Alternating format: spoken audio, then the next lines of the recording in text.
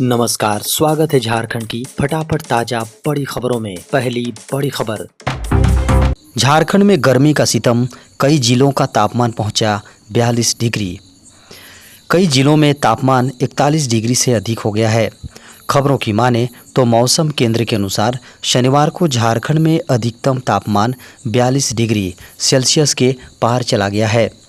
बता दें कि झारखंड में पारा 42 डिग्री सेल्सियस पहुँच कर कई जिलों में तापमान ज़बरदस्त सितम ढा रहा है। सबसे अधिक तापमान सरायकेला खरसावां जिले में दर्ज किया गया। यहाँ का अधिकतम तापमान 42.2 डिग्री सेल्सियस दर्ज किया गया है। वहीं झारखंड के पूर्वी भागों में 7 से 8 अप्रैल को कहीं कहीं लू चलने की संभावना है। इसका असर पूर्वी सिंहभूम, पश्चिमी सिंहभूम, सरायकेला खरसावां, बोकारो, धनबाद, जामताड़ा, देवघर, दुमका, गोड्डा, साहिबगंज, पाकुड़ जिलों में पड़ने की संभावना है। रामगढ़ जिले में सड़क हादसे में एक व्यक्ति की मौत, 12 अन्य जख्मी। झारखंड के रामगढ़ जिले में शनिवार को राष्ट्रीय राजमार्ग 33 पर एक ट्रक के 5 वाहनों से भिड़ंत हो जाने के कारण एक व्यक्ति की मौत हो गई है, जबकि 12 जख्मी बताए गए हैं।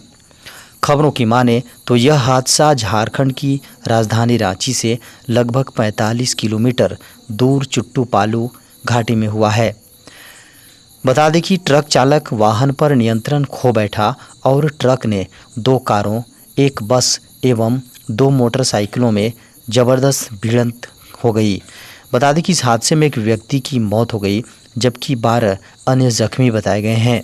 खबरों की माने तो घायलों को सदर अस्पताल में भर्ती कराया गया। प्राथमिक स्वास्थ्य जांच के बाद 7 व्यक्तियों को गंभीर रूप से घायल पाया गया। उन्हें बेहतर इलाज के लिए रांची के राजेंद्र आयुर्विज्ञान संस्थान भेज दिया गया। झारखंड के कई जिलों में 7 से 11 अप्रैल तक हो सकती है बारिश।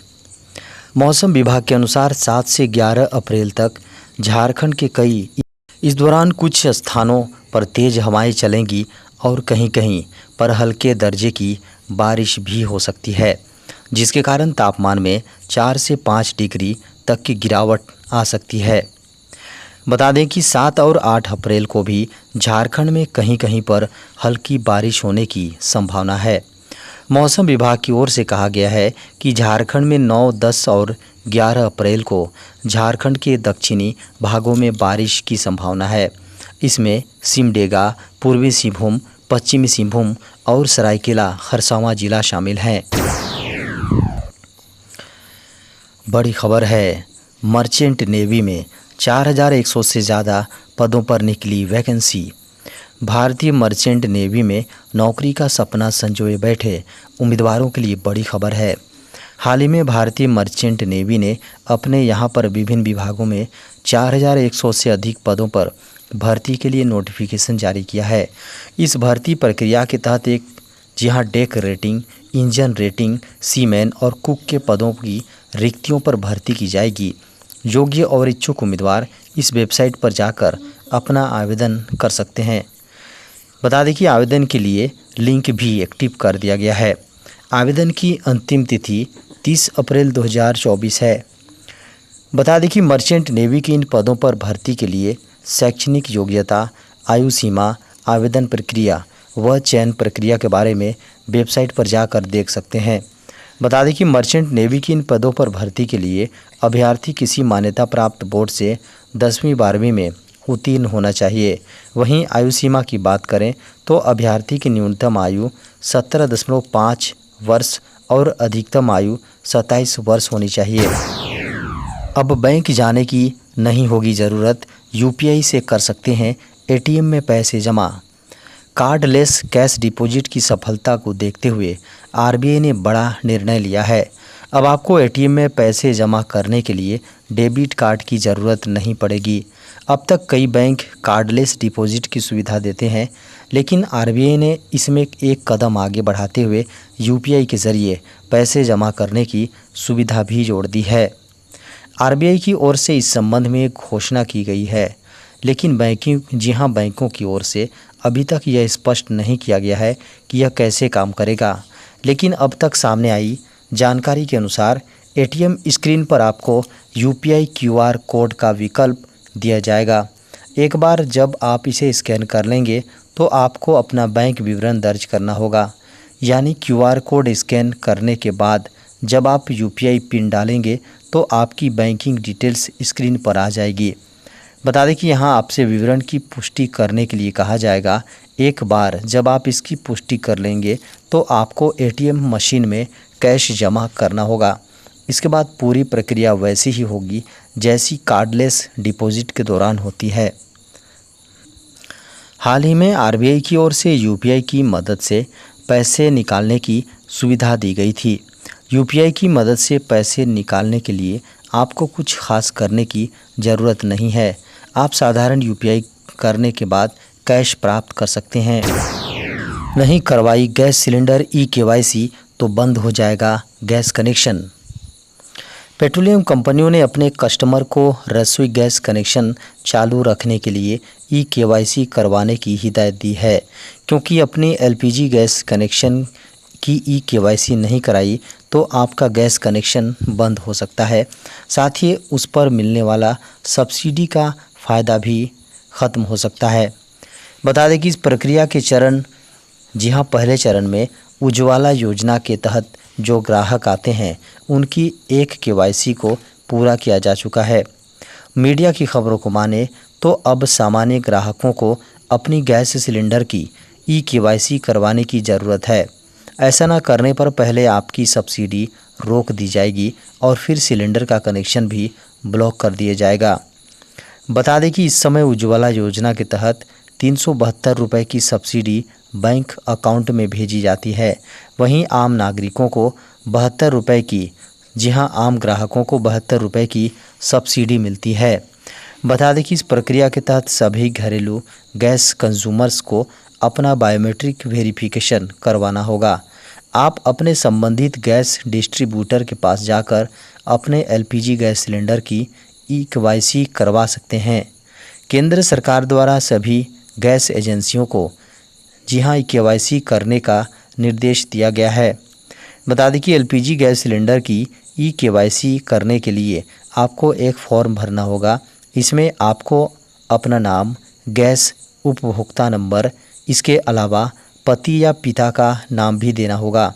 इसके अलावा आपको एड्रेस प्रूफ के तौर पर भी डॉक्यूमेंट देना होगा।